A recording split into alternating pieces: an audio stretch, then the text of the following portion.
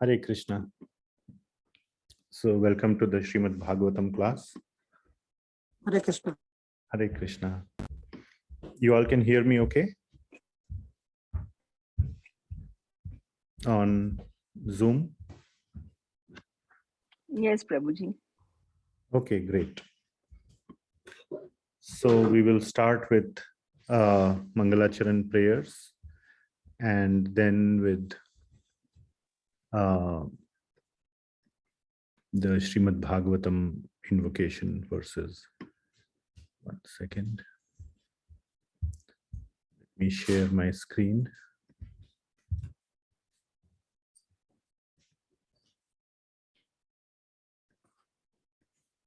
Okay, I hope you can see the screen.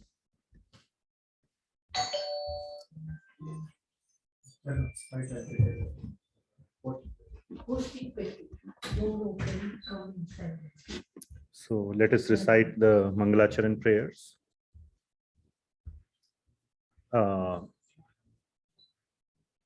I'm just thinking if somebody would like to recite, or should I do that?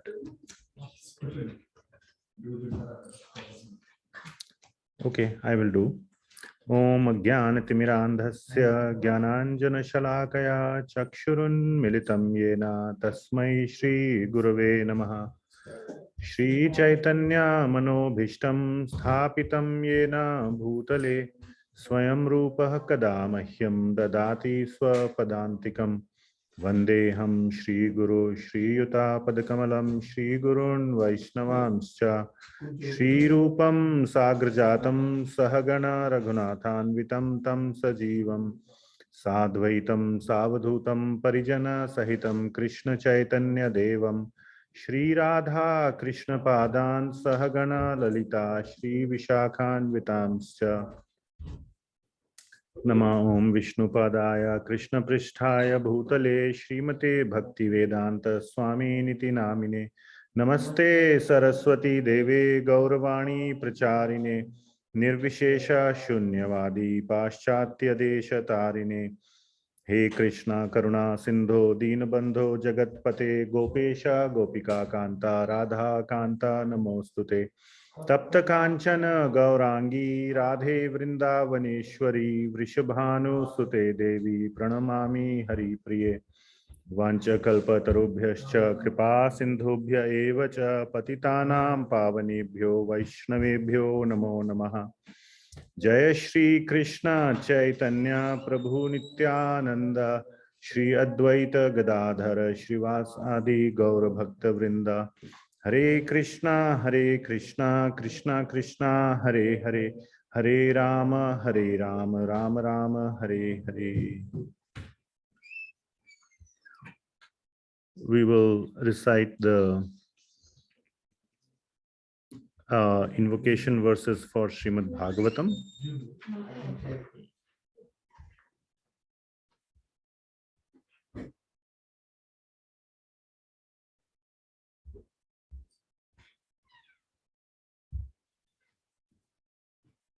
I hope you all can see the PowerPoint.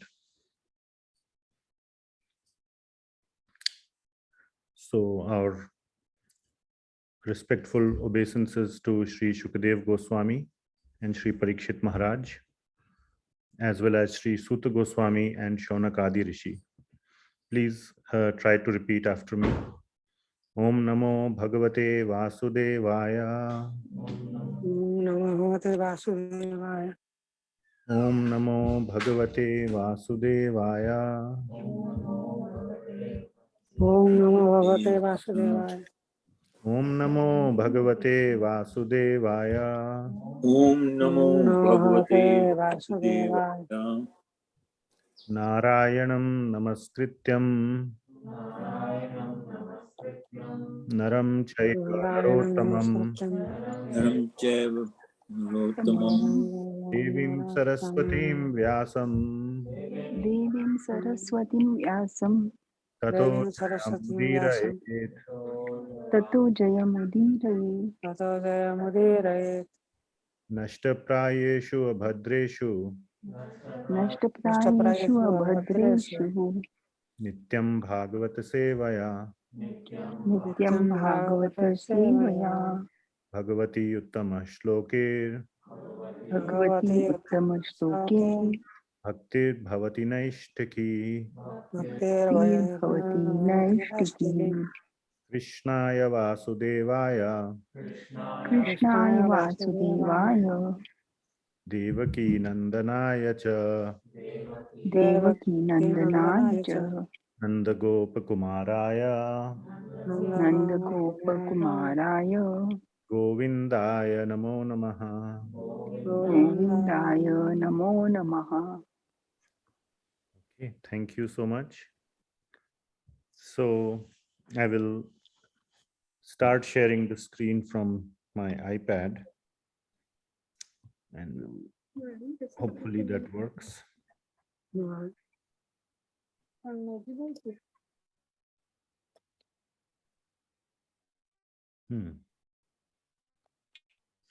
Okay.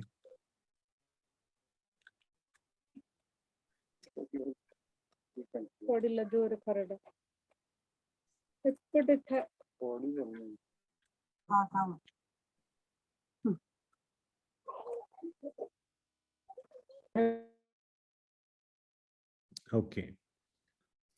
So we are in this chapter of Srimad Bhagavatam, Canto 5, Chapter 5. And as you can see, the title is Lord Rishabhadev's teachings to his sons. So he has how many sons? 100 sons. And the eldest one is,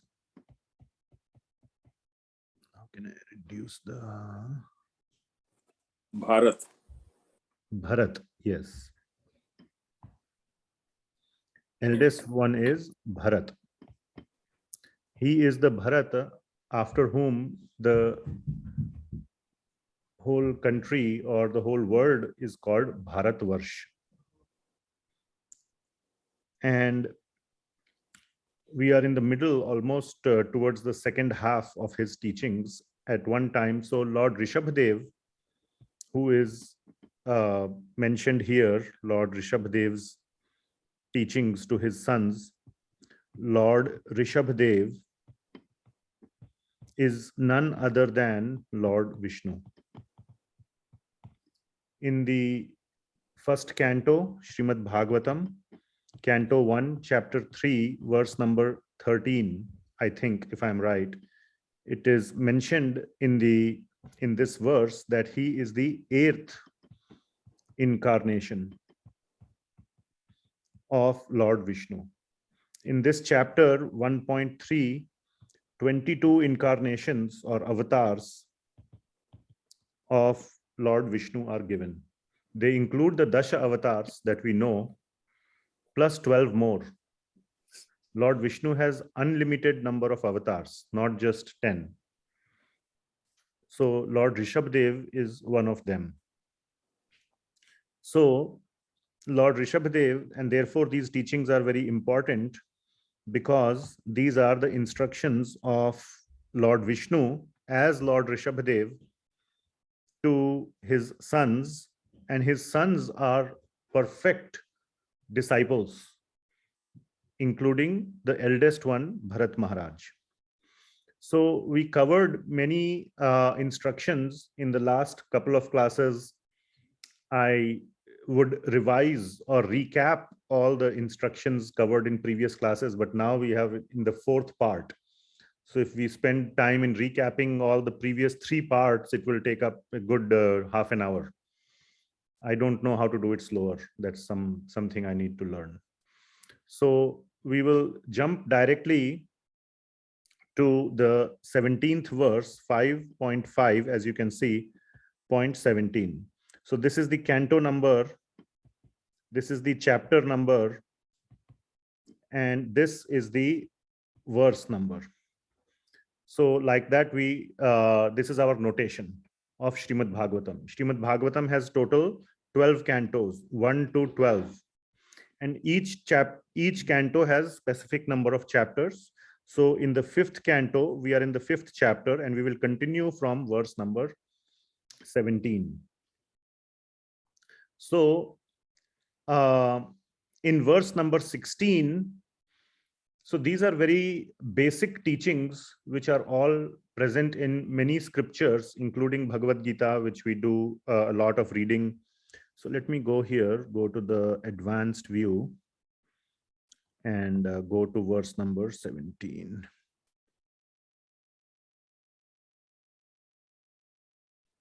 And 17. Okay, verse number 17. So in the previous verse, what we had read was that one should, those people who are spiritually realized, who have spiritual wisdom, it is their primary duty to make sure that if somebody is being foolish, then to warn them. And the example that was given was that if a person is going towards a ditch or a well, a blind man, and the person who has vision would not let him keep going, he would at least warn him, hey, stop. There is a well in front of you, you will fall down. Even better, he could go and stop him and hold him with his hands and help him. But he will definitely not just keep seeing. Then he will be called a cruel person, isn't it? If you see a person with eyes just watching a blind man fall into a well and did nothing, wouldn't you call him cruel? So similarly, a self-realized person, a person who has spiritual wisdom, who sees others committing something, some very grave sin, which will make him fall down, not in a well, but into the well of samsara, into the well of material misery, then it is his duty to warn him. So many of us, so the last verse was that many of us are living our lives in a way that we are walking towards a well, walking towards a ditch, and we don't know, like blind people. We don't know the consequences. So many people are doing so many things. We recapped some of the things, from very simple things like for some temporary, momentary pleasure, just to make the other person look down, or say bad things, or say something which is hurtful, to something, even much more severe and more very much more, like terrorist acts or killing someone or whatever. So from something very simple, but many of us, all of us, mostly all of us are committing these kind of actions, and the duty of the wise person, Rishabhadeva is explaining, is to warn them. So that is the essence of the 17th verse, that one should be warned. So the format we do is, we will recite the verse, because this is Srimad Bhagavatam, and simply speaking the verses of Srimad Bhagavatam from our tongue is very, very purifying spiritually. And of course, hearing the essence of the verse, the meaning of the verse, the key points from Acharya's commentaries is all very, very purifying. So I will we'll go line by line. I will speak the Sanskrit verse, you can repeat it, and then we will understand the verse, read its translation, and go from there. So this is what we will do. My goal is to complete today this chapter, and we will see how far we can meet that goal. So this verse number 17. Kastam swayam tad abhigyo vipasched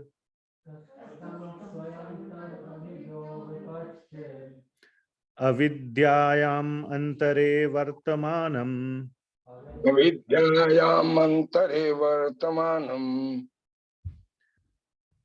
Drishtva punastam sagrinah kubuddhim drishtva punastam sagrina kubuddhim prayojayed utpathagam yatha andham. prayojayet utpathagam yathandham. Thank you so much. So the verse means that kastam swayam tad abhigyo vipaschid, that who is such a person who is spiritually knowledgeable, tad abhigyo, who has this gyan, abhigyo means who has the spiritual gyan. So who is such a person? Swayam, swayam means how can he do this? Who is spiritually knowledgeable, and vipaschid, who is learned.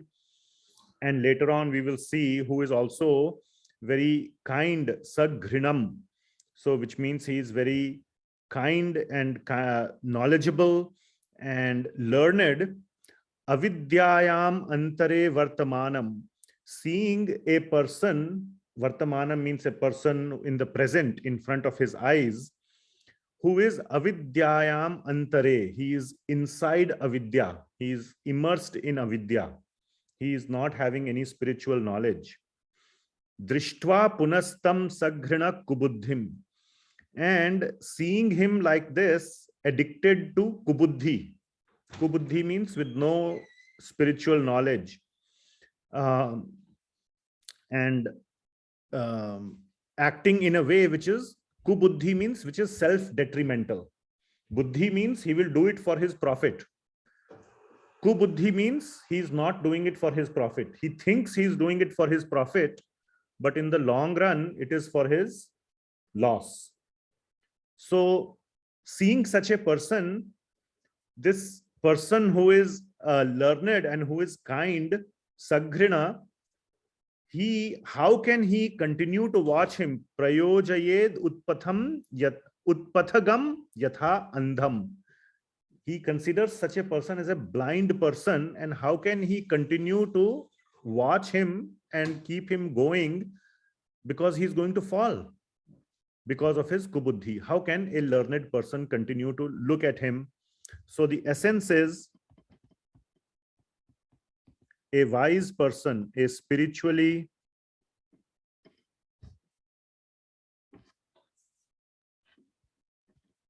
wise person cannot see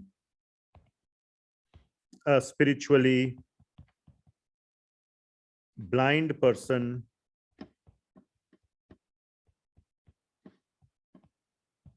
walk into a well. That is the meaning of this verse. So let us read the translation of this.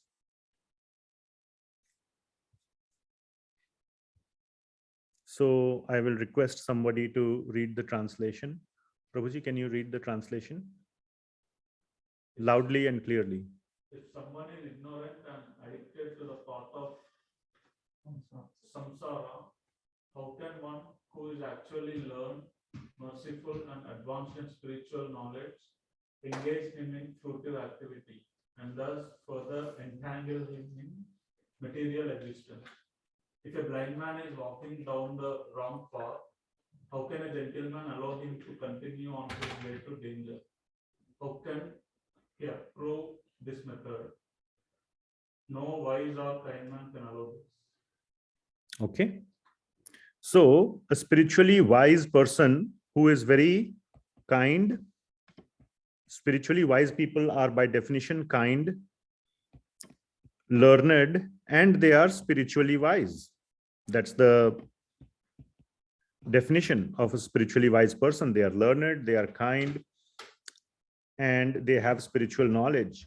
They cannot see a person walking into a well. They cannot see a person walking into danger. So the link, we have been discussing links to each verse, and the link is to the next verse is that how can I advise anybody? Okay, So let us say that we are all people. There can be so many questions that can be asked, or one can ask. I am not spiritually advanced, so how can I advise somebody else? Isn't it? Or one can ask that who will listen to me even if I say?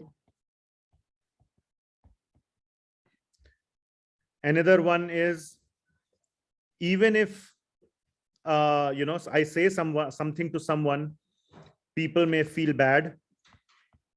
We have also heard never give unsolicited advice. Correct? We have heard all these things, right? And somebody can say that there is no one who is under my control, who will listen to me. All these concerns can be there, isn't it? So it looks like this verse is not for me, isn't it? That a spiritually wise person should warn or should educate others if he sees them going towards danger, going towards spiritual danger. So one can say that this verse is not for me because, first of all, I am not spiritually wise. And second of all, there is nobody who is dependent on me who will listen to me. Okay? So the 18th verse, verse number 18, 5.5.18, addresses this point. The answer is that this thinking is wrong. Automatically, whether we know it or not, the essence is of number 18 is that automatically there are many souls dependent on us. And not only are they dependent on us, we chose to be their masters.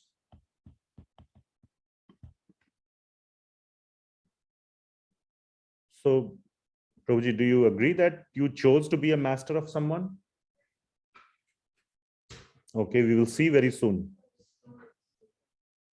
We chose to be the master of certain souls. And the Shastras say,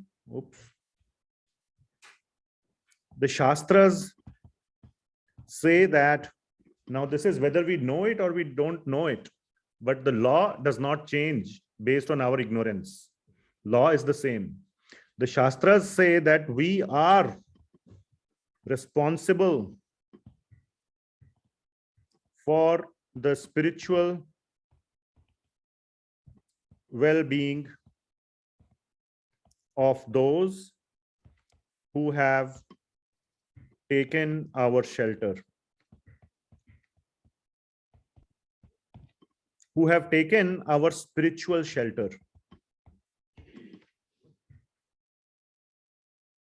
Okay.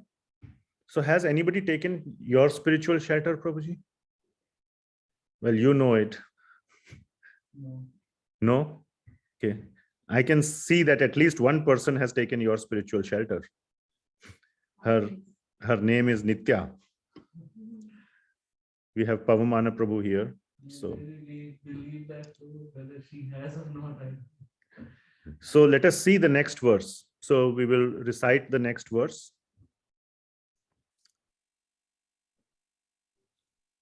So you will see a sort of a pattern here in this verse. So let us recite it. Gurur nasasyat svajano nasasyat. Guru sasyat swajano na sasyat Pita nasad sadjyan janani nasasyat.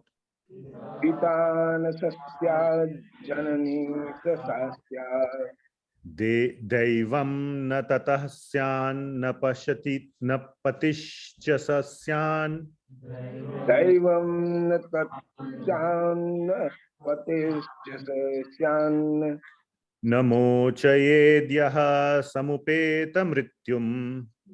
नमो च येद्य समुपेत मृत्युम्. Very nice. Thank you. So what we are seeing here is that by the laws of nature, by the laws of Prakriti, we already have many categories of people under our care. And it is our duty, whether we like it or not, it is our duty to look after their spiritual welfare, to save them from the karmic cycle of birth and death. So there are 6 categories that are given: Guru, Svajana, Pita, Janani, Daiva, and Pati. So let us see this. Gurur nasasyat. Nasasyat. This phrase or this will be used 6 times. So nasasyat means one should not become. Okay. So what should one not become? A guru.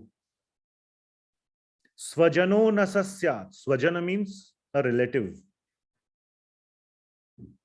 One should not become a relative. Svajano nasasyat, like a friend, close friend or relative.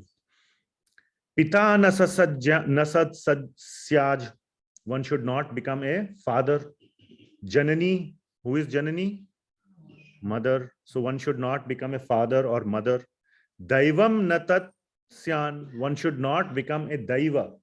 Daiva means not just a devata, but a person who is in a position of any kind of authority, where people respect him, offer their respects, offer their worship to that person.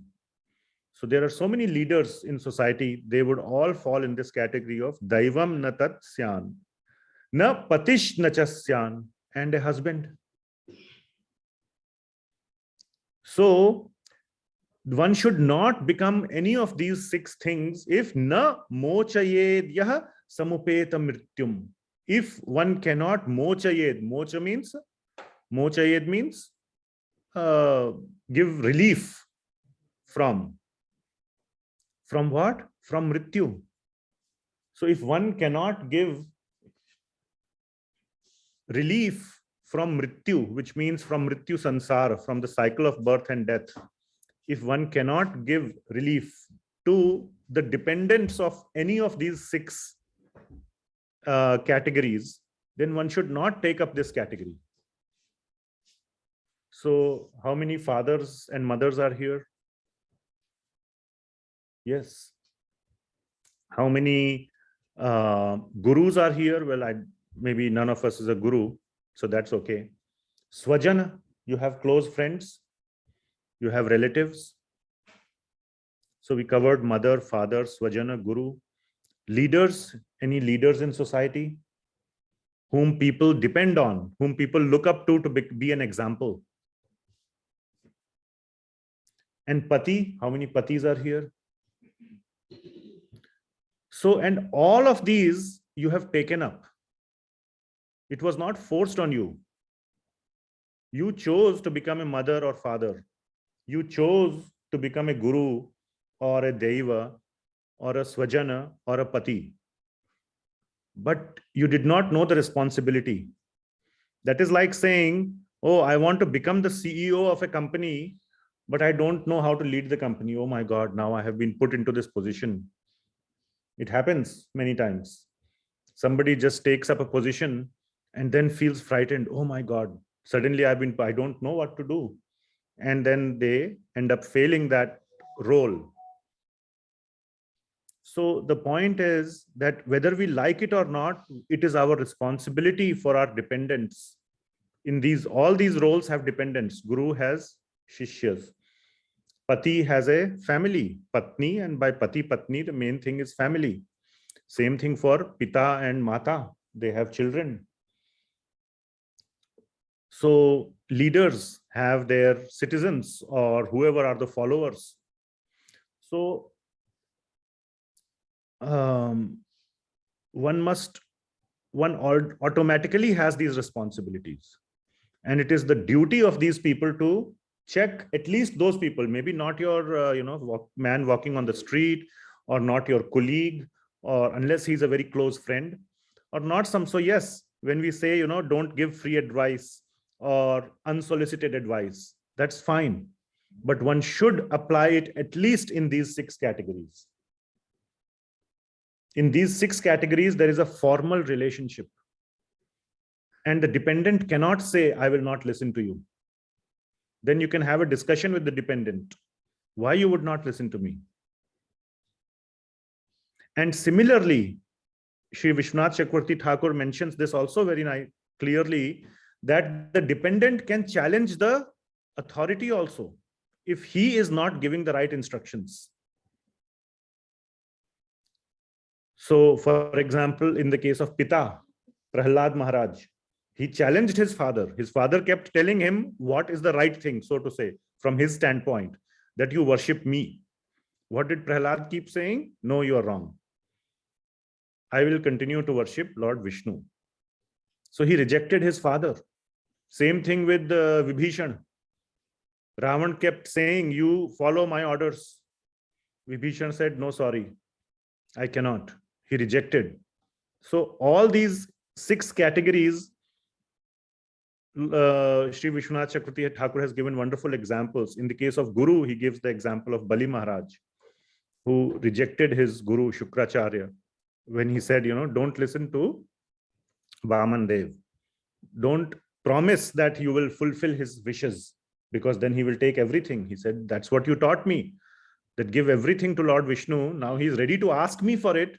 We should give without asking. But now that he is going to ask, why should I not give? Then Vibhishan gave up his svajan. Prahlad Maharaj gave up his pita. Bharat, the other Bharat from Ramayana, gave up his mother. He did not accede to the desire of his mother to take up the kingdom. He took care of the kingdom as a caretaker of Lord Ram's kingdom. He put the shoes or the Charan Paduka of Lord Ram on the Singhasana and took care of the kingdom as a caretaker. Khatwanga Maharaj gave up the offer of Indra. He said, no, I don't have enough time left. I cannot serve you. I need to go and do devotional service. And Patnis, the Dvija Patnis, the wives of the Brahmanas, gave up their husbands. They left their husbands and went to serve Lord Krishna. And knowing fully well in that case that, if you do such a thing, you pretty much cannot come back. If you leave your house against the wishes of your husband, you cannot come back. But they risked that. And they left the husbands to serve Lord Krishna because the Brahmanas had rejected Lord Krishna, and that was not correct. So all these examples are there. So both ways, the dependents should listen to the authorities as long as they are giving proper instructions from the Shastras. Therefore, another point is we must understand what's in the Shastras. Otherwise, how will we know whether their instructions are aligned or not? So the Shastras give general guidelines, the general direction.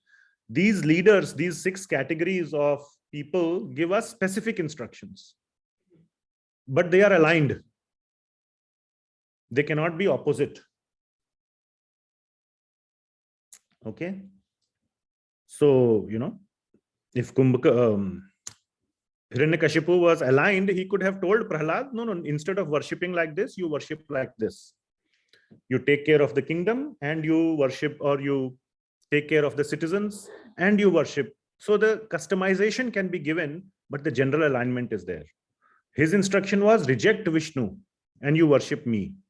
So for that, you have to know what's in the Shastra so that you can accept or reject. If you don't even know, then how will you accept or reject?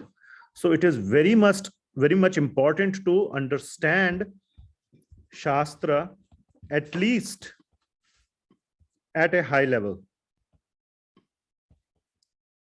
Not very deeply, but at a high level, we must understand. So therefore, one must engage in the study of Shastra to understand what is written there. Okay. So I just want to say that this is such an important instruction, especially for parents. Now, these days, husbands, wives, wives may, there's all this, equality, and wife should not, all that is there. Now, even the wives of the Brahmanas didn't listen to their husbands. So yes, non-devotional husbands should be treated differently. But at least in the case of parents, I meet so many people who say, oh, I want my child to learn something spiritual, to learn something based on our culture, our religion. But then I ask, what about yourself? Your child can learn, but what about you? It's your duty to guide your child. And without you knowing what's in the Shastra, how will you guide the child? So therefore, it is very, very, very important for parents, for every parent to know how to guide, how to give spiritual guidance to children. This is the primary duty. Otherwise, we should not become parents. And fine, for those who didn't know and are now happen to be parents, now you must take it up, knowing that all this time you were driving on the left side in America. At least now, start driving on the right side. Otherwise, accident may happen. So far, you have got lucky. But now one must start doing the right thing, having known this principle. So this is a very important verse, very, very important. That's why we spent more time on it. Okay. So then there is a verse number 19 onwards. There is a slight change of topic.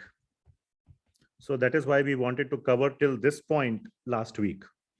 So because it's a logical break point, there's a slight change of topic that is happening. And the sons of Lord Rishabhadeva, headed by Bharat Maharaj, they asked Lord Rishabhadeva a very interesting question. Lord Rishabhadeva had earlier said that I am the Supreme Lord. The sons headed by Bharat Maharaj, they already know that Rishabhadeva is the Supreme Lord. But for our benefit, just like Arjun in Bhagavad Gita, he asks a lot of questions to Lord Krishna for our benefit. He knows the answer that Lord Krishna is the Supreme Lord, but he still asks so many questions. So, how can we understand that you spoke Bhagavad Gita to the sun god Vivishwan? You seem to be, so young, so to say, you were just born to Devaki. Sun god has been there from such a long time. So for our benefit, similarly, he asks to show the universal form and his vibhutis, etc. So in the same way, the sons of Rishabhadeva are asking Rishabhadeva the question. So the link to 19th verse is, you look like a human being. How can we understand? So I'm just writing, how can one understand? How can we understand that Lord Rishabhadeva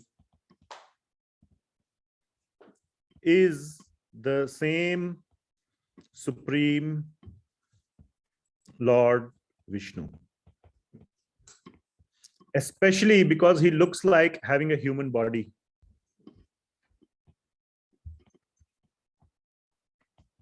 Especially from looks.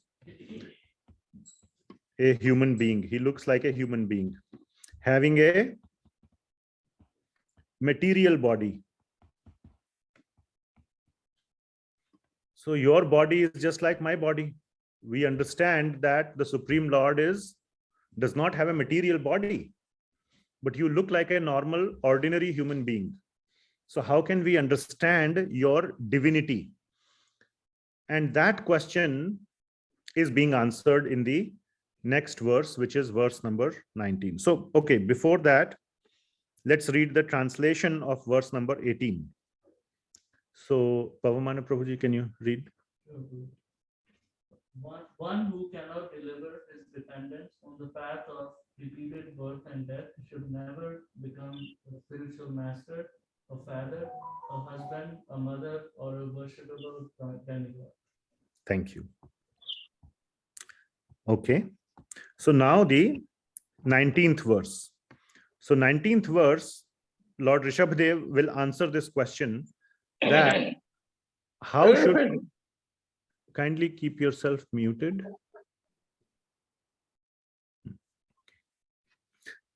How can we understand that somebody like Lord Rishabhadev, and even this question Lord Krishna answers in Bhagavad Gita also, he also looks like a human being, at least from the number of hands. He has 2 hands.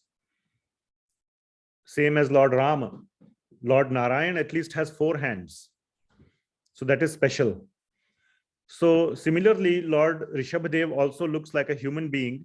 How can we understand that he is the same Supreme Lord Vishnu? So that is being answered in verse number 19. So here we'll recite this verse. Idam shariram mama durvibhavyam. Idam sariram mam durvibhavyam. Sattvam hi me hridayam yatra dharmaha. Sattvam hi me hridayam yatra dharma. Prishthe krito me yad adharma arad. Prishte krito me yatra adharma arad. Ato himam rishabham prahuraryah. Ato himamam rishabham prahuryarya.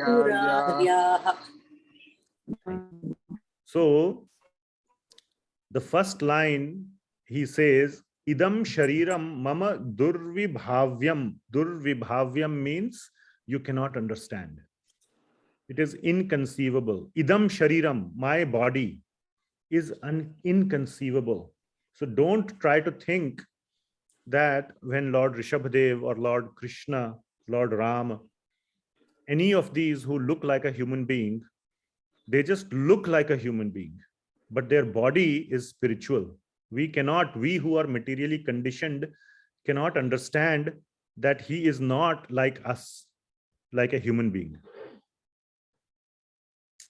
And again, the next he says, Sattvam hi me hridayam yatra dharmaha. My heart is made of Shuddha Sattva. And dharma resides in my heart.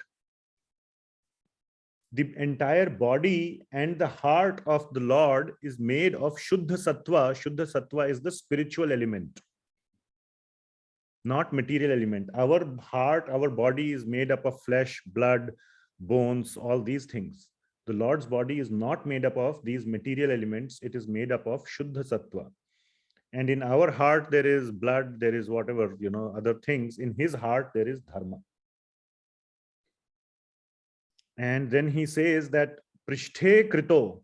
Prishthe Krito means all these things are far behind. I have left them far behind. What? Me yad adharma arad.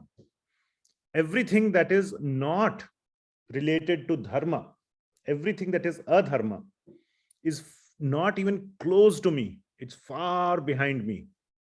So which means, and we know from shastras that everything material is adharma. Spiritual is dharma. So in that sense, that is the context in which it is being used. Ato himam rishabham prahuratya. Therefore, these people who are advanced, the Aryas means the ones who have spiritual realization, they call me Rishabha. And the meaning of Rishabh is the best person, the best among the living beings. So therefore, they call me as Rishabha. My body is spiritual. So the essence is that my body is spiritual. Don't think that I am a human being, even though I look like a human being, because my body is made of Shuddha Sattva. But a conditioned person like ourselves finds it very hard to understand this, to see this, to believe this. Okay, so that question is answered here, that the Lord's body is, so the essence of number 19 is Lord's body is spiritual. That is one main point. Another point is conditioned beings like ourselves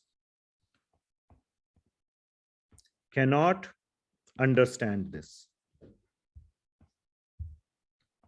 Or we can say cannot understand this fully. One may have some understanding, but not a full understanding.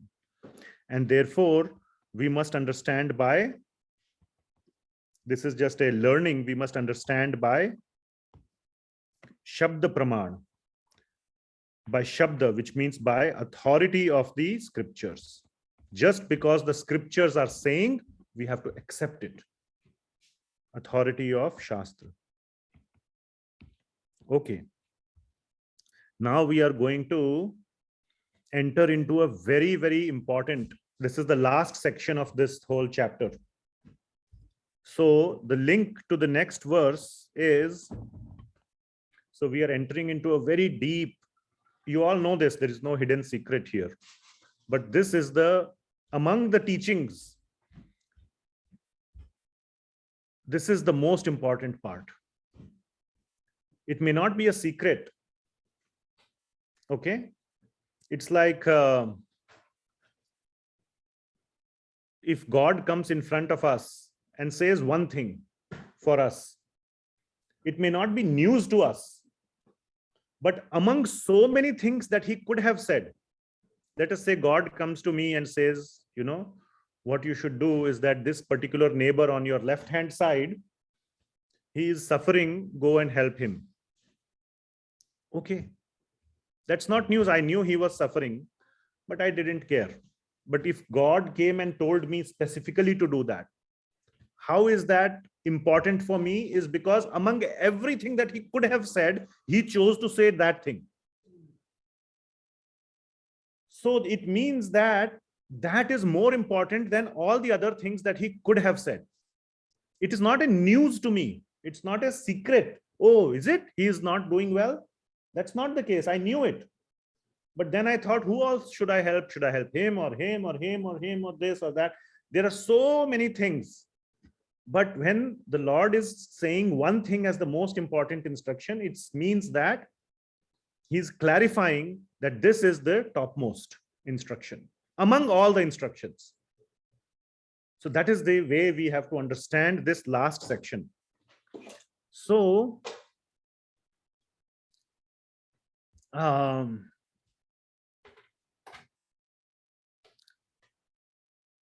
the link here is that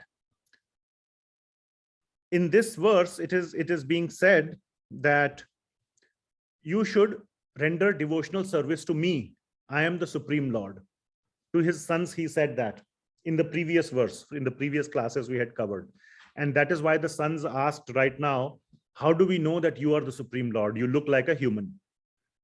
Okay, then they ask the next question. The link is, for others, by the way, when you are not present, and we will see towards the end of the chapter, after giving these instructions, Lord Rishabhadeva leaves. He departs, he quits the company of his sons, and he goes away, becoming a avadhuta. We'll hopefully cover that. So when you are not present with us directly, how should we render our bhakti or devotional service? Bhakti means devotional service to you. So this should be capital Y. When you are not present with us directly, and therefore this question is very important for all of us. Is God present right here in the room? Well, in a sense, yes, but not like he was present in front of Arjuna. Is he present like that? No. Arjuna could directly talk to God. He asked so many questions in Bhagavad Gita, and Krishna was directly there to answer. Can you see in the same way? Can you see Krishna here? No. So that is the sense of this question, that when you are not directly present, how should we render service to you? And guess what? What could be the answer from those who are devotees here? How can we serve the Lord? He is present in the form of Bhagavatam. Okay. Huh? 9, the processes of devotional service, 9 processes. of devotional service. Okay. Anything else? Instructions in the scriptures. Okay, instructions in this. But what are the instructions in the scriptures? What to do about those instructions? How should we render devotional service to you? Remembering him. Okay, Svajan. remembering him. Yeah. Serving his devotees. Very Serving nice, the right? association, Yes. devotee So association, that is the answer. Krishna Katha. Yes. Okay. Renuka Mataji said, serving Bhagavatam. She came close. Bhagavatam has 2 meanings. Nityam Bhagavata Sevaya means 2 things: serving the book Bhagavatam and serving the person Bhagavatam. And then many other devotees also mentioned serving his devotees. So that is the answer. So the next several verses, all the way till 25. So we are on verse number 20 to 25, is showing the utmost. I cannot emphasize this. Please, these are very beautiful verses. The utmost glorification of his with a capital H, devotees, his pure devotees. The utmost glorification of his devotees is described. Okay, and they are called here as Brahmanas. Okay, but it doesn't mean, so many acharyas have commented this, Brahman doesn't mean by caste.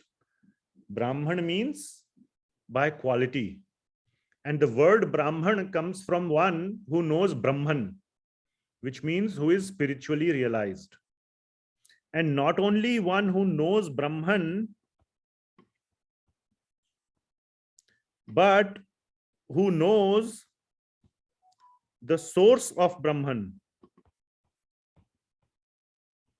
So those who have read Bhagavad Gita, who is the source of Brahman? Lord Krishna is the source of Krishna. Yes, Lord Krishna is the source of Brahman. So a true Brahman is one who knows everything about Lord Krishna, and not just knows as in like knowledge, not like informational bookish knowledge. Knows means who is a pure devotee, who knows and serves and has full bhakti of Krishna. So who is a pure devotee of Krishna. So these verses 20 to 25 are very important. They are glorifying devotees.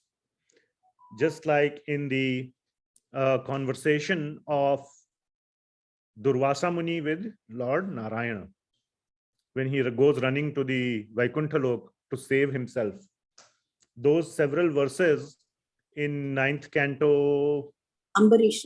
4th chapter, last few verses, I think 63 to 72, those 8 or 10 verses, I think that those are the numbers.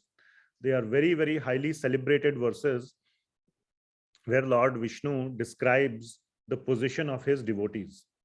Similarly, here Rishabhadev is describing the glory of devotees. So let us quickly go through this. So every important verse starts with Tasmad. We have heard that, isn't it?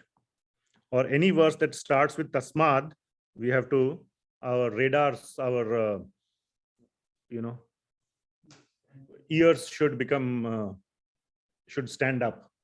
Just like, when a deer hears the roaring of a tiger, his ears stand up. So whenever we have the word Tasmad, our ears should stand up. And these are the next 5 or 6 verses. Okay. So please, we can repeat.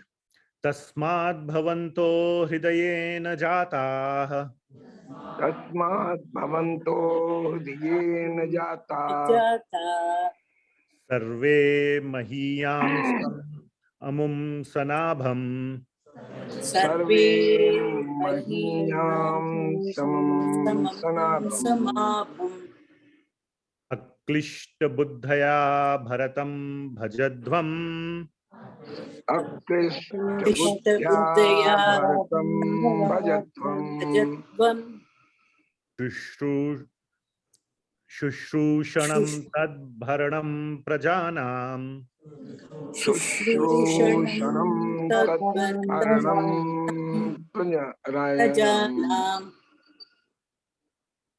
So tasmad bhavanto hridayena jata, that all of you, so I will speed up a little bit, all of you are born from my heart. Okay, you are janas, you have been taken birth from bhavanto, you have come into being from my heart, and therefore you should all serve your brother. So serving will come into the next line. Sarve mahiyamsam amum sanabham. Therefore, you should all, sarve, all of you, sanabham, should do something to your brother. What is that something? Aklishta buddhaya. Aklishta buddhaya means that with no tinge of any envy or anything else in your impurities in your mind, buddhaya, bharatam bhajadvam. You should do bhajan or try to serve Bharat. Bharat was the eldest son of among the 100 sons. And not only that, because he is the eldest son, but he is the best in devotional service. At that time on the planet, there is nobody who is more exalted than Bharat Maharaj in bhakti of Lord Krishna or Lord Narayana or Rishabhadeva. So his instruction is that once I leave, he doesn't say that, but he is going to leave at the end of the chapter, we will see, you should bhaja bharatam, bhajadvam bharatam. So that is the instruction. And shushrushanam tad bharanam prajanam. In your service to Bharat, everybody will be benefited. The whole praja will be benefited.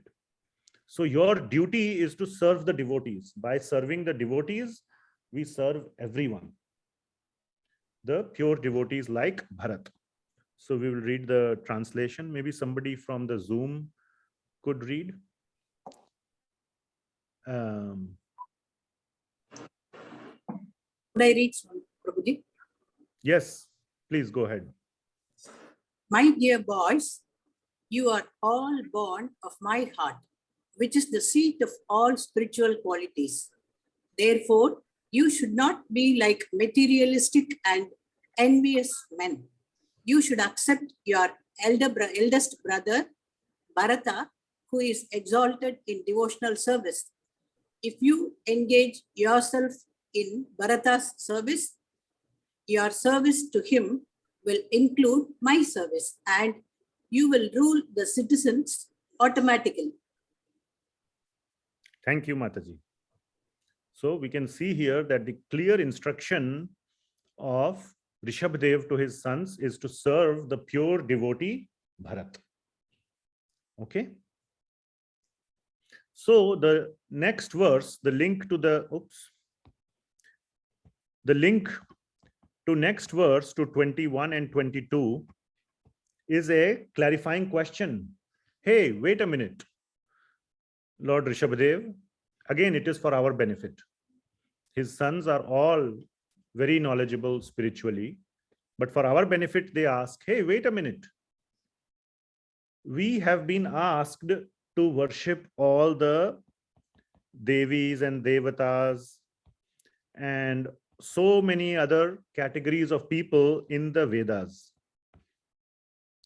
Why you are among all of them, you have left all of them aside and you are saying, worship my devotees or serve my devotees? Why you are saying that? What about all the worship of all the others that is mentioned in the Vedas.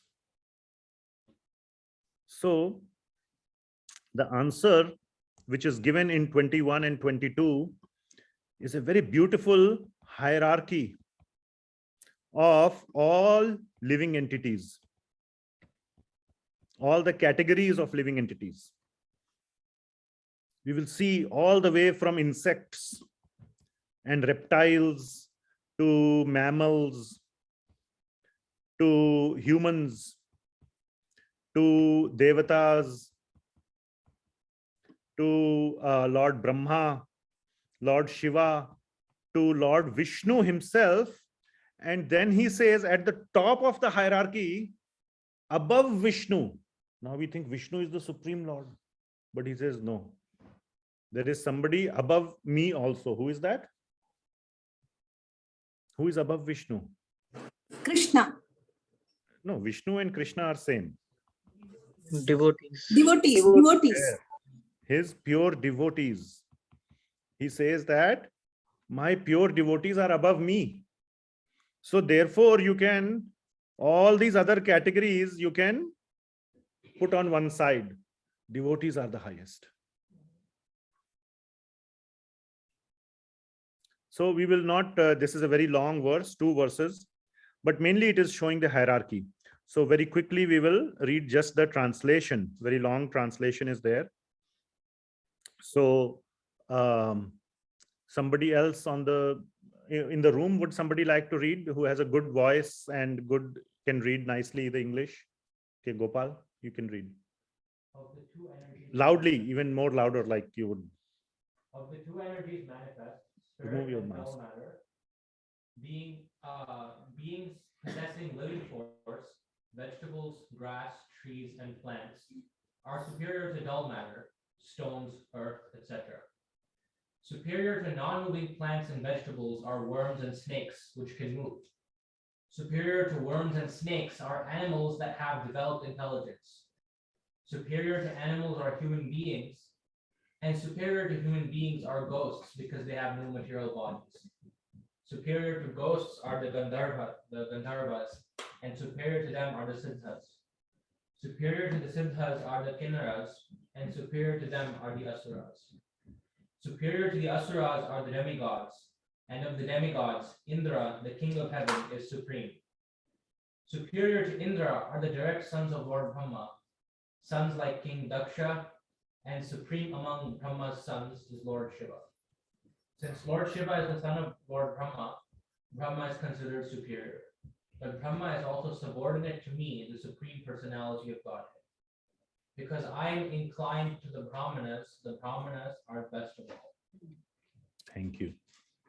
So we can see here that the Brahmanas are at the top of the hierarchy. Now there are some points which some people may ask questions, how come Asuras are above and all? So they are above. Asuras are in general powerful people. They can easily defeat Siddhas, Kinnaras and all these people. They are, and only sometimes they go a little, on a tangent. Oh, some illusion takes over. Sometimes it's not like all the time they are fighting against the devatas.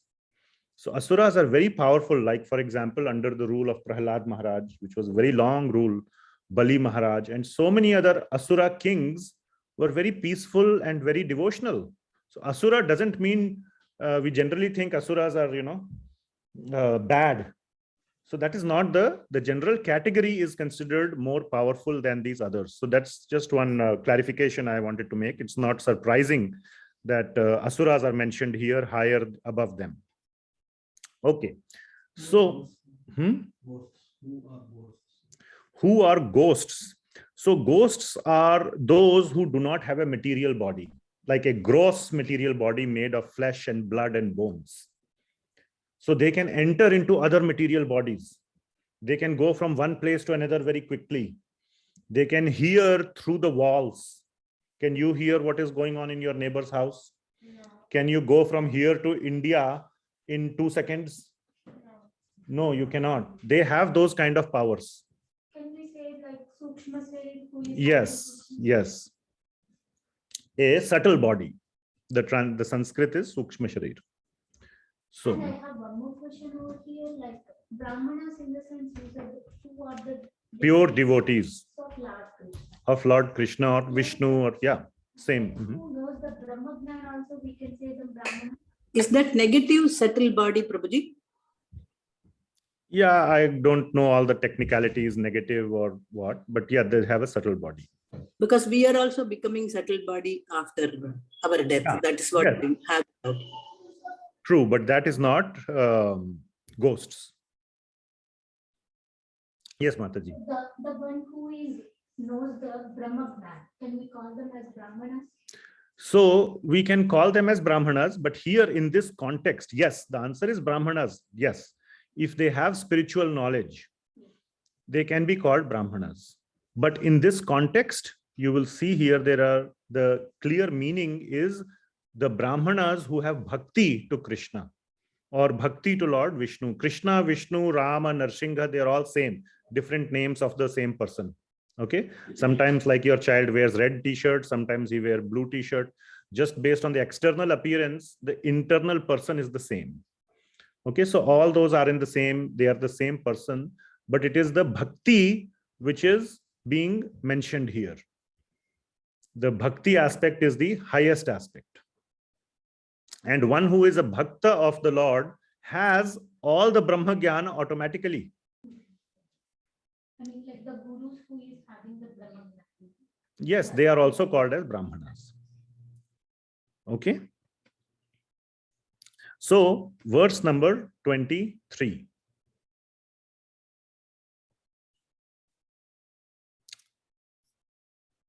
So, then the question is,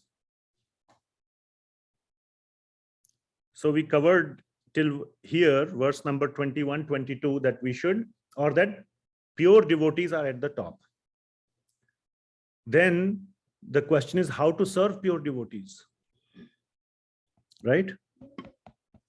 So the link is, okay, these are the pure devotees. How can one serve the pure devotees? That is one part of the question. And the second part of the question, which will be clarified in the next few verses as well, is the Lord's utmost glorification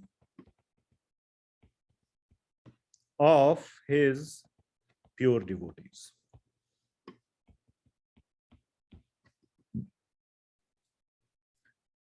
So how should we serve pure devotees? That will be covered here in this verse, in this number 23. And his glorification of pure devotees will also be covered here and will be extended into the next several verses. So let us read number 23. So please repeat. Na brahmanais-tulaye bhutam anyat. Na brahmanaye stulaye bhutam anyat. Pashyami vipraha kimatah param tu. Pashyami vipraha kimatah param tu. Yasmin ribhi prahutam shraddhayaham. Yasmin ribhi prahutam shabdayaha. Ashnami kamam na tatha agnihotre. Ashnami kamam natata agnihotre. Yes, thank you. So this is a very, very, very beautiful and very touching verse. At least I found it like that. Okay. So the essence here is that the Lord considers the service to his devotees as being even greater than service to him. He says, if you have a choice between serving me and my devotee, serve my devotee. No need to serve me. By serving my devotee, that service automatically comes to me. And I like that route more than direct service to me.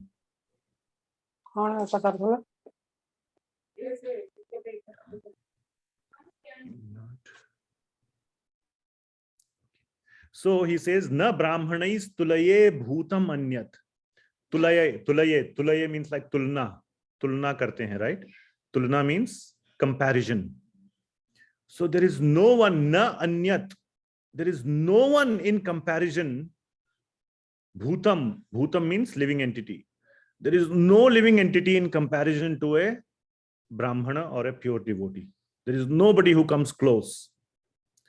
Pashyami vipraha kim atah paramtu. Pashyami, Lord Rishabhadeva is saying, after seeing everybody, vipraha means my dear sons who he is speaking to, kim atah paramtu, there is nobody else that I can see who is superior. Param means beyond or superior to the Brahmanas. And how we can serve them? Yasmin ribhi prahutam shraddhaya aham ashnami kamam. So he says that you can first of all offer them food. That's one way to serve, just one example. And then he says offering the food to the Brahmanas, ultimately it comes to me. My hunger is satisfied, but that mechanism of satisfying my hunger by satisfying their hunger is I eat that food which is coming through their mouth with more shraddha and more kama. Kama means with so much attraction and attachment, and with shraddha. So the food that I get through my devotee's mouth is far more attractive to me than what is the other way of directly feeding God? By offering in feeding the devotees. No, by offering in the fire yagya. Fire. That is na tatha agnihotre. When we do a havan, and in the fire, whatever we are putting, you must have seen we put nice things in the fire. You don't put bad things. You put grains, you put bananas, I have seen being put, ghee, so many fruits and nuts. Yeah, all those kind of things we put in the fire, because the fire is considered to be the mouth of Lord Vishnu. So then that is a representation directly of Lord Vishnu. He says, I don't like that food as much as I like the food that comes to me through the mouth of the Brahmanas. So he's saying no need to do all these havans and all these fire sacrifices. Better than that is to feed Brahmanas, pure devotees. So by their service, I like that with more shraddha and more kama. I'm crazy. He says, I'm desperate for that kind of food. Okay. So very, very important verse. So here he is saying the essence is serve my pure devotees. It is better than my direct service. Okay. So the next verse number, so try to move quickly here. Number 24, the link is how to identify the qualities of a pure devotee.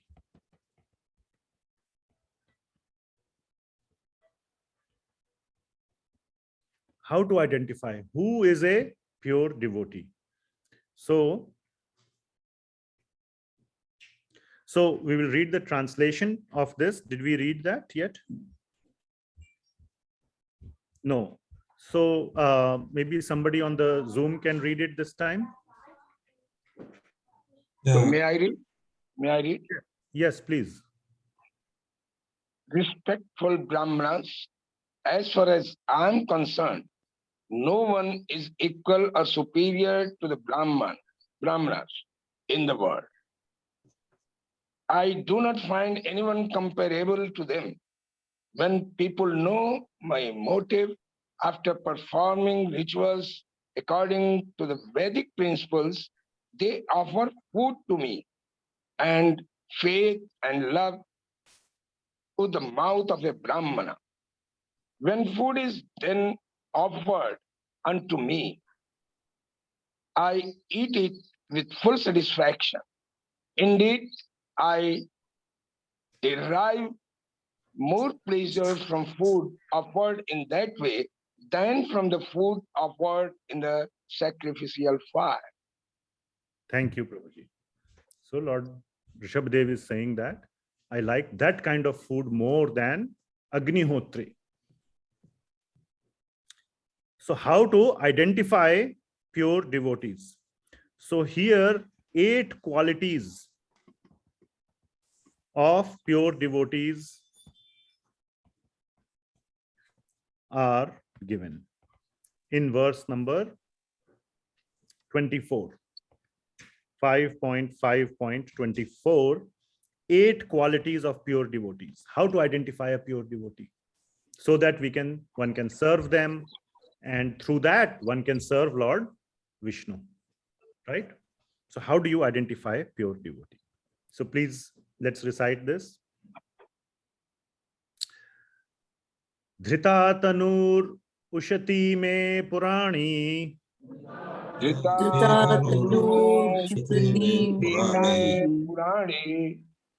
yeneha sattvam paramam pavitram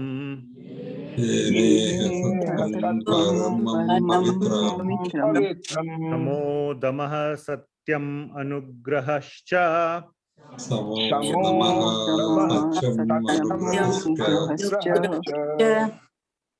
tapas titiksha anubhavah cha yatra.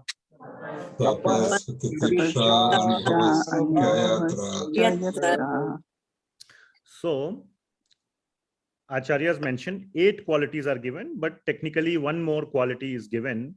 So it starts with the first quality, which is that the Brahmanas are supporting my body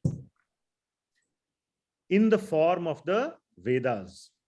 So Tanu means body. So Dhrita Tanur Ushati Me Purani, that these Brahmanas are supporting my body because they understand the Vedas. The Vedas are considered to be the body of Lord Vishnu. And because they understand, they read the Vedas, they understand and internalize the Vedas, they are supporting my body, he is saying. And then the 8 qualities are mentioned. What is mentioned? Through the Vedas, they have developed these 8 qualities by reading from the Shastra. So these qualities of pure devotees are not misaligned with Shastra, they are aligned with the Shastra. So first of all, what is being said is that to find out who is a pure devotee, we must understand the qualities which are given in Shastra. So it all points to knowing the Shastra. Knowing Shastra is very important, because without that, we cannot, that is the one that tells us what is on this side, what is on this side. Otherwise, how will you know this and versus that?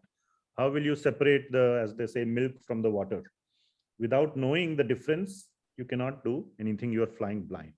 So the first quality is yeneha sattvam paramam pavitram, that they are situated in the mode of goodness and have been fully purified through being situated in the mode of goodness. So first quality is mode of goodness. And this we will see later on. What basically this means is being a very, very good person. Great details are discussed in Bhagavad Gita. So, we don't have time to go into detail about this, but we go into details, so much details in the Bhagavad Gita discussions that we do. So being in the mode of goodness, and at a very high level, you can understand being good to other people. And you all can understand more or less what that means.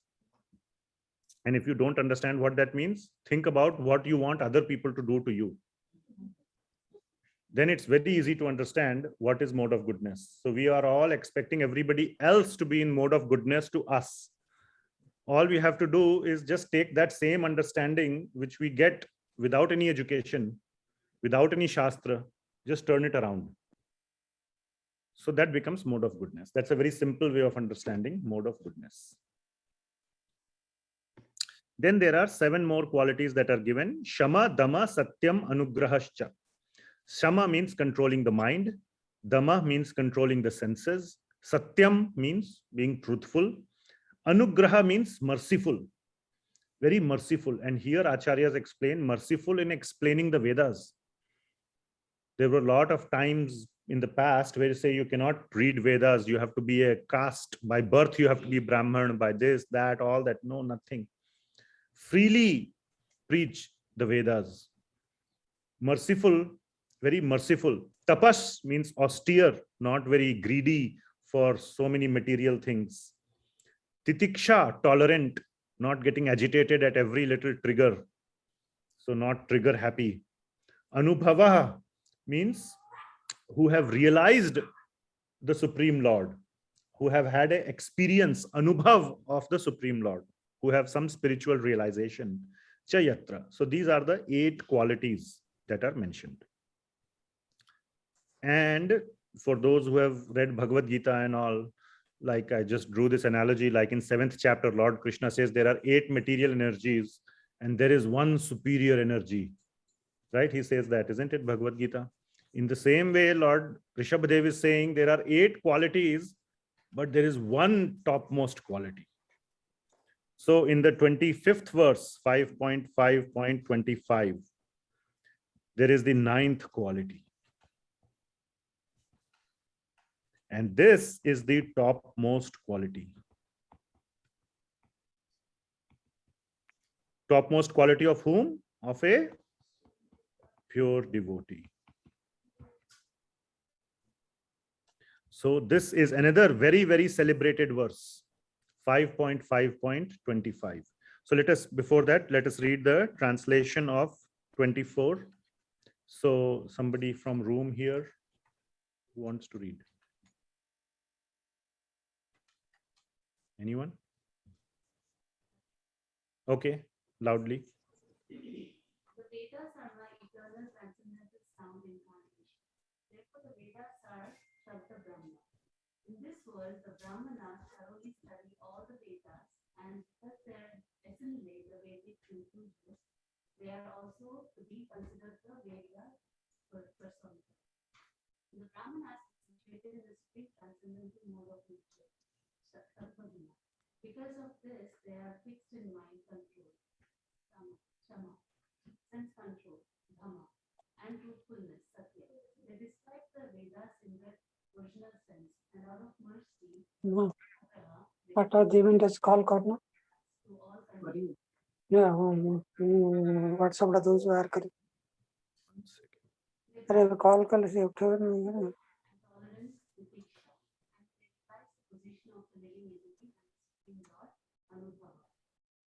These are the 8 qualifications of the Brahmanas. Therefore, among all living entities, no one is superior to the Brahmanas. Thank you, Mataji. Okay, so now in the 25th verse, we will see the topmost quality of the pure devotees. So let us recite. This is a very, very important verse, and this is the most important quality of a devotee, of a pure devotee. Matto apya anantat paratah parasmat. Matto apya anantat parasmat. Svarga pavarga adhipater na kinchit.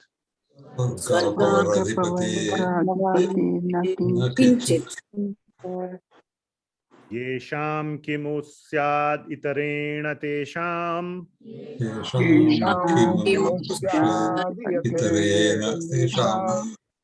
Akinchananam mai bhakti bhajam.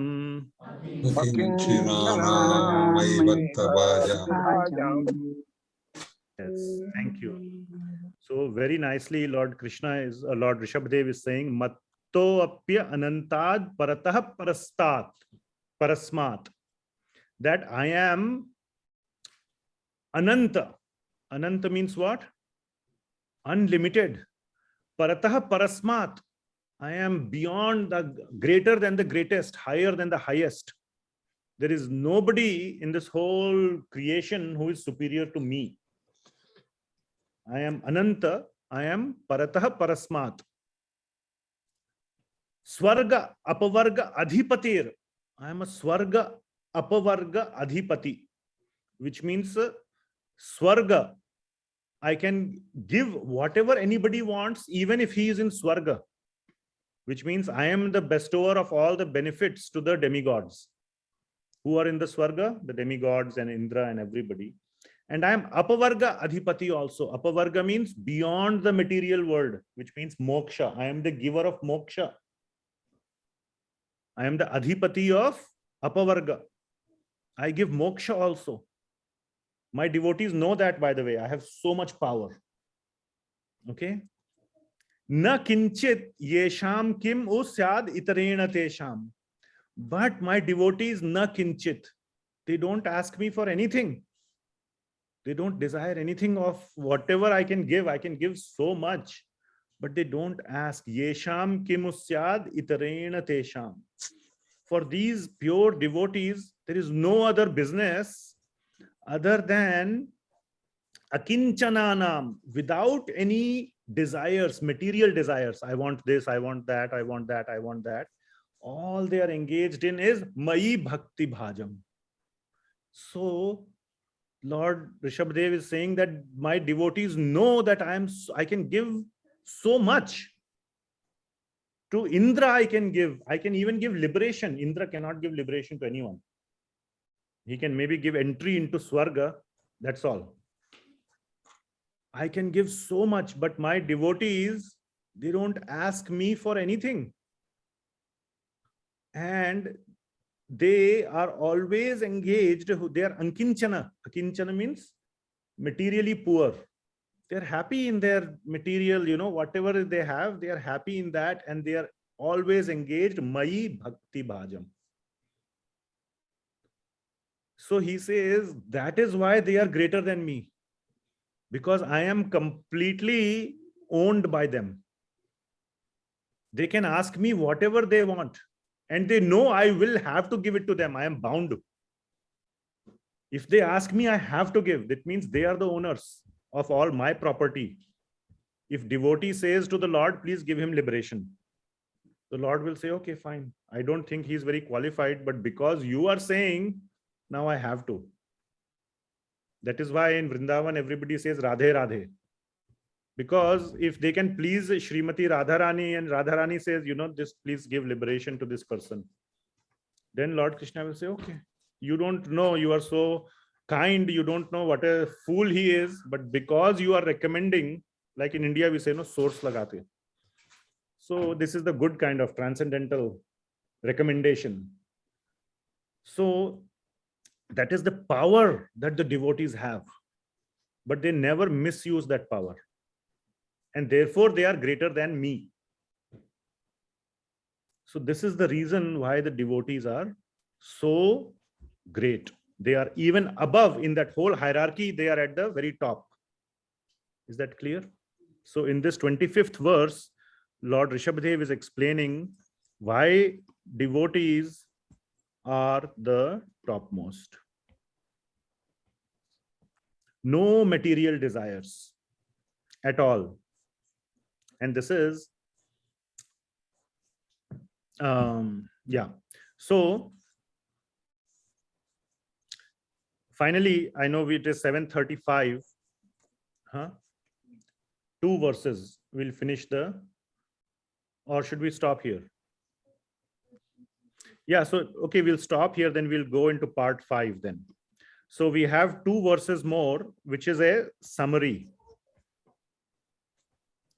Summary of the glory of pure devotees.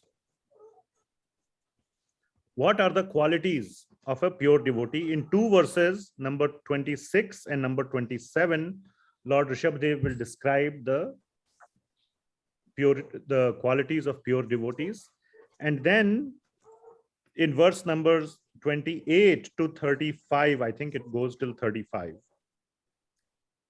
Rishabhadeva departs and his own qualities are glorified.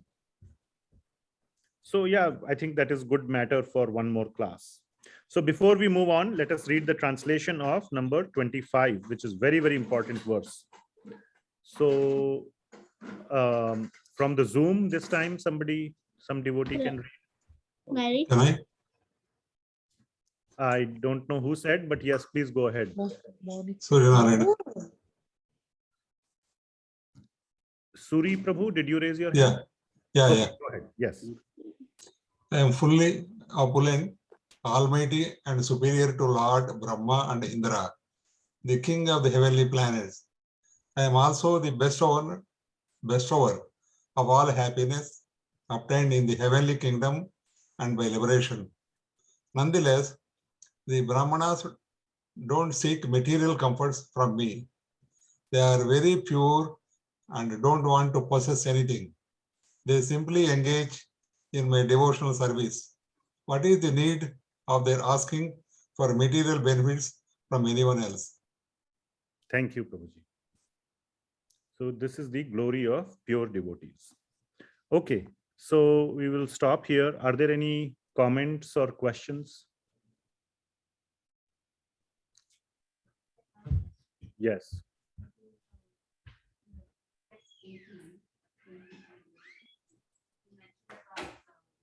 Dependence or the responsibility of parents or like I've understood all the others, but if you can explain more about relatives and friends. I mean, we understand recognition and love brothers, but like friends, how are we responsible?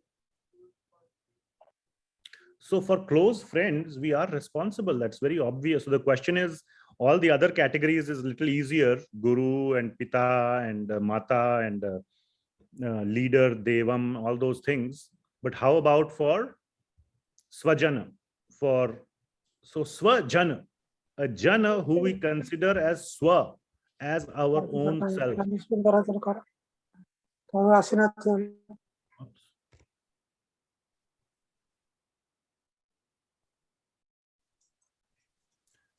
As our own self. That means we have a lot of concern for them. We have a lot of concern for them. So if you have a lot of concern for them, if that relationship is such that, that they will let you know if they see something that you are doing wrong. It has happened in our life, completely unsolicited. Some people, came to us and told us, this so-and-so you are doing, and that is not, we think there should be some course correction here, because they loved us so much. And we were like, yeah, thank you so much for telling us. We were completely not aware that so-and-so is, we are doing this thing and it is having an adverse effect. So that kind of relationship should be there. It might happen in your, just imagine, if I don't know about your personal life, but imagine like you are very close to someone and something you would, and it's not like instructing them, no, you must listen from me, or, take it or, take it or lose it. Here is my verdict, not like that, but in a nice, polite, sweet way, you will go and tell them that, hey, this and this is you're doing, or whatever is going on. Maybe you should think, and, so like that. Just in that example, like if you are sitting and a blind man is walking towards a well, it's a very, very straightforward thing. You won't just keep sitting. But in your personal, in a real circumstance, similarly, somebody you love, somebody you care about, you will go and tell. Like, in my case, like my father, he used to smoke. I used to tell him so much, please stop there. So much. I'm the son, so I can say for me, there is no here putram. Putram is not the caretaker. Pita is the other way is there, but I would tell him, because in that case, he's a swajana. And he would realize. My kids also tell me, don't eat too many samosas and puris. So do you understand? Anything else?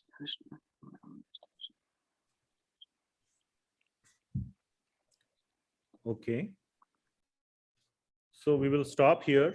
So very quickly, just to quickly summarize, we started with this whole thing about those who are spiritually elevated should take the responsibility of those who are dependent on them. And we discussed, like we just said, there are so many categories of people who we are already like it or not, we have taken the responsibility. It is our duty for their spiritual progress. Whether we knew it or not, now we know it.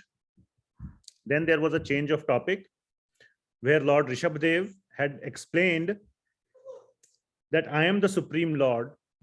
And the question would be that, how do we know that you are the Supreme Lord? You look like a human being. Lord Rishabhadeva explains that I do not have a material body. It looks like that, but the body is spiritual. And for conditioned people, it is very hard to understand. And then they said, okay, you are the Supreme Lord, understood. But when you are not there, whom should we serve? You should serve pure devotees. Then what about all the other Devis, Devatas, and the whole thing? Why pure devotees? Among all of them, why pure devotees? Then Lord Rishabhadeva explained the whole hierarchy and said, at the top is pure devotees. And then Lord Rishabhadeva continued that, okay, how to serve pure devotees? In many ways, you can serve them with a genuine heart. And example was to give them food. And Lord Rishabhadeva says that the food that I get through them is more palatable, is more sweet, is more relishable than directly offering to me. So service to devotees, Lord appreciates that more than direct service to him. And then how do we identify pure devotees? Who is a pure devotee?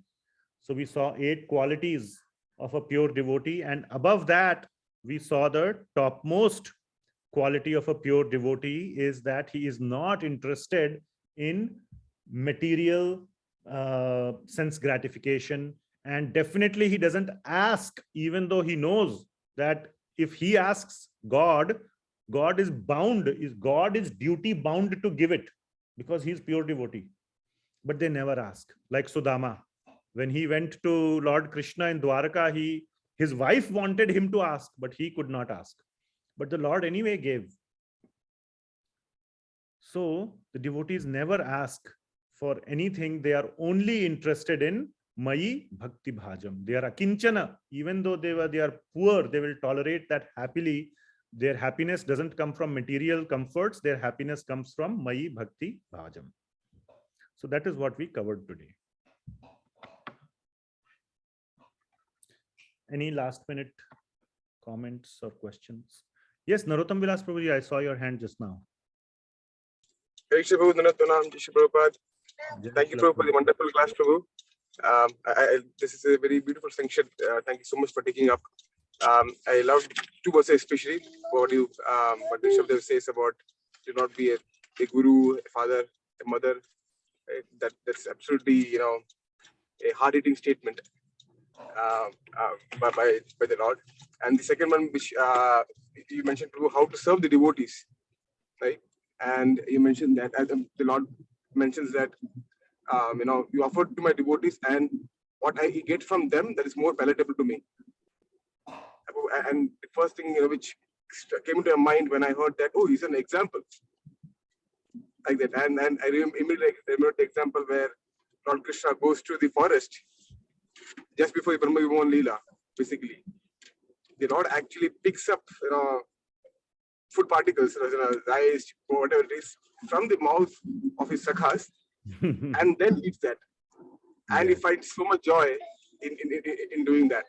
And it can be bewildering to the devatas, even after they know. Because Lord Brahma, even though he knew that, he said, really? I mean, but no. So these are so intimate details, because then in the Aishwarya Bhav, they can't understand that the sweetness, because they can't sometimes accept, or I would say, contain within their mind that really the Lord, and I know he's supreme, but can he actually eat from the mouth of someone and holding, food in the left hand? So Krishna holds the, curd and yogurt and rice in his left hand. And it's actually Vedic etiquette that is very muchi on the left hand. Right? But Lord, he holds yogurt and rice in the left hand and eats from this mouth of his sakhas. So that is, I found that, that the example, so to say, of that particular statement from the 10th canto, Srimad Bhagavatam, where Krishna actually elucidates, represents or shows that I love, love eating from the mouth of my devotees. And the same thing about the gopis when they. So continue, bro. Sorry. No. Go ahead. Please go ahead. Complete. About the same thing, but whatever the devotees do, and it may seem opposite, according to our frame of reference, but the Lord loves it. For example, chastising the Lord, who would dare to do that? But Krishna says that I love the chastisement of the gopis more than the hymns of the Vedas.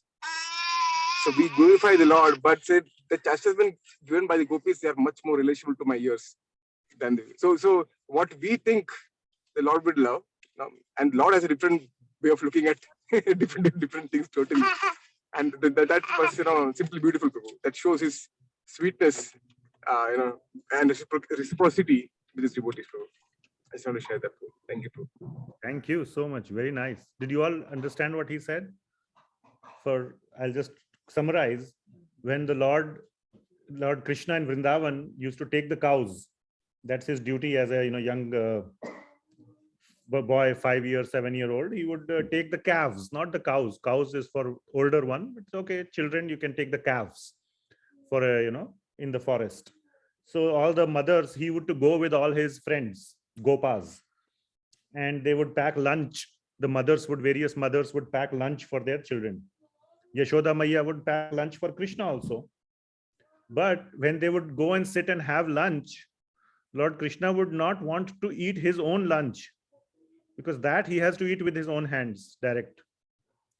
What he would do is that he would snatch the lunch from the mouth of the gopas and eat that. So he's Narottam Vilas Prabhu is saying that, like the same thing, the food that is in his devotee's mouth is more sweet for Krishna than the food taken fresh from that is being offered directly to him. So that's an example, and this is directly from the Srimad Bhagavatam, how Krishna used to eat his lunch. He used to like that.